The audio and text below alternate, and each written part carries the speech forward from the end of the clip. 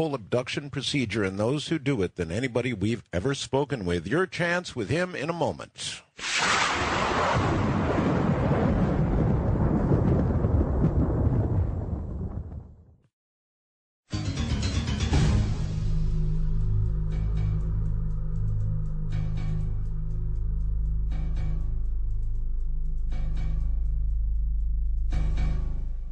Once again, Jim Sparks. Jim, I'm going to get to the phones very quickly, but you said now it's so very different. Your interaction continues with them in what way? In what different way? Well, when I explain these things, I like to go into how they flowered. So the first step in it flowering in a different way was the fact that I always crabbed, yelled, and tried to get a point across these guys, like why can you never not just have a meeting like what we would consider normal on our terms, like hey, I'm coming, knock on the door or do something like that. So anyway, and that was a request I had for years. So when the first time they honored it, it was different, but it was positive. I was and I didn't know it was going to happen. I was driving. And it was Estero Boulevard down in Fort Myers Beach at the time. I was in Florida. And I was on the way on the south end of the island where it's wooded and natural and there's it's just a natural environment. And as I was going down the road, a light in the sky, extremely bright, at a 45-degree angle, just shot straight across my point of view and beamed that light right in my eyes as I'm driving the car, to where I started to put my hand in front of my eyes, and it was several miles away. And the telepathic message was, go here. And go here meant a spot in the swampy part and the back bay, which was across from the Gulf, out in that area, which was a very kind of a scary place to go and be by yourself in the middle of the swampy, animals and all that stuff. But that's their nature. You always have to be vulnerable. They will always be in control. Always.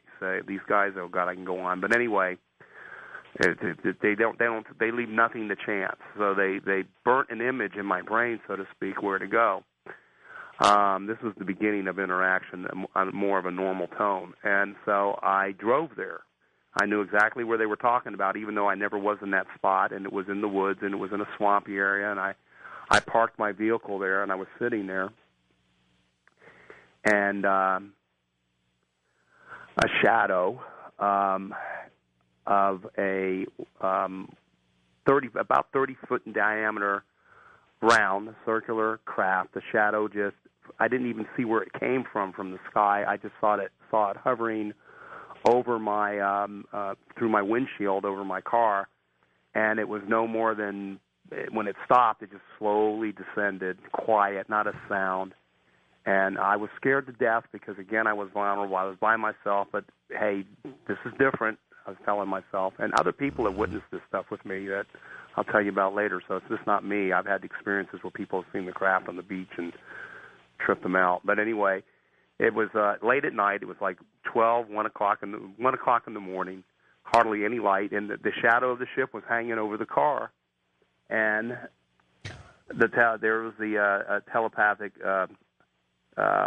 connection with "we're here." And then just like out of nowhere in my mind, I just started ripping them apart. What is wrong with you guys? You want me to help save the rainforest. You're telling me that I'm supposed to get this message out. I'm not getting any backup from you. When is this book going to be published so people can learn about what you're about? And I just started screaming all these emotional things like, where are you at in assisting, helping the world, so to speak. And I was screaming it out to him, too, verbally. And then a calm telepathic message came back and said, your emotions are getting in the way of us getting the data. And we assigned you an impossible mission. My God. That's exactly right. Listen, you don't have a lot of time. Wild card line, I think it's Michael in Columbus, Ohio. You're on the air with Jim. Thank you, Art. Hello, Mr. Sparks. How you doing? Hi. Pretty good. How about yourself? I'm doing all right. Security officer in the middle of the night. I have two questions connecting. The first one is, You've been dealing with these beings now for 18, 20 years, and I've been listening to you over the night, and my major question is, how accessible are they? Do you know what planetary system they're coming from? How accessible are they to us and us to them? And the second part of my question is, since you've been in the ships, you've seen them and everything else, do you have any idea of the propulsion system that they're using to go back and forth, and how fast that area is? And I'll listen off on the radio to your... All right. All right. First, the propulsion system. Do you have any of those kind of details? The gentleman's name was Mark, Art? Was it Mark? I think so. No. Anyway. Okay, well, yeah. Propulsion system. There's again, it's a time thing now. There's varying different types of ways that they go from point A to point B. And I can go into a more exacting detail, but I'll just be kind of outline it. Interdimensionally is one way. They use other dimensions to travel. When it comes as far as time is concerned, how long it takes, there's little to no time involved. Literally, they can be one side of the galaxy to the other in a split second. There's another way that I've seen them come around, and other people have been lucky enough with me, and I was just so thankful whenever several people are around me and there's a sighting, and I know it has a little bit or a lot to do. I try to be as humble as I can with this, with me, or an interaction with me. Another way they do is they beam like a light. This is one way. This is a little more primitive in my mind. This is the way one species does it. They beam something that looks like a light, that they can control the light like it does an end. It comes out first. So let's say they were, just hypothetically, I'll just use Mars. That light beam would come out first and stop. So it'd be a light that would stop, which is really weird.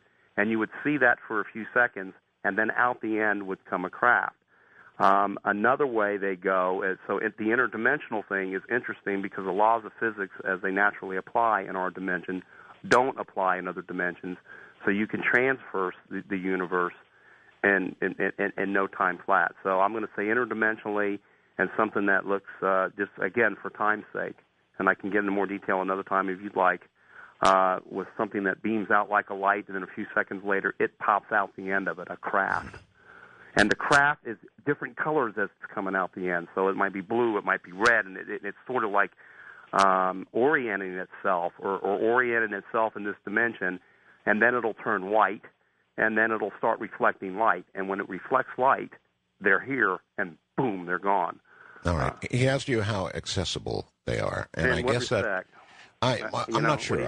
I guess to you, for example, if you want interaction, do you get it?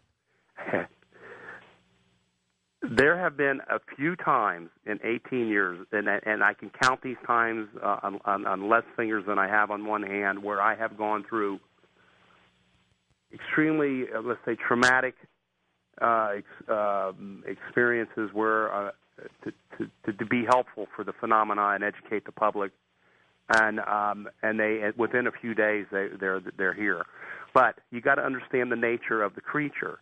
Again, they're masters of deception. They're chameleons. They don't want to be predictable. They don't want you to be able to figure out when they're going to come and when they're going to go.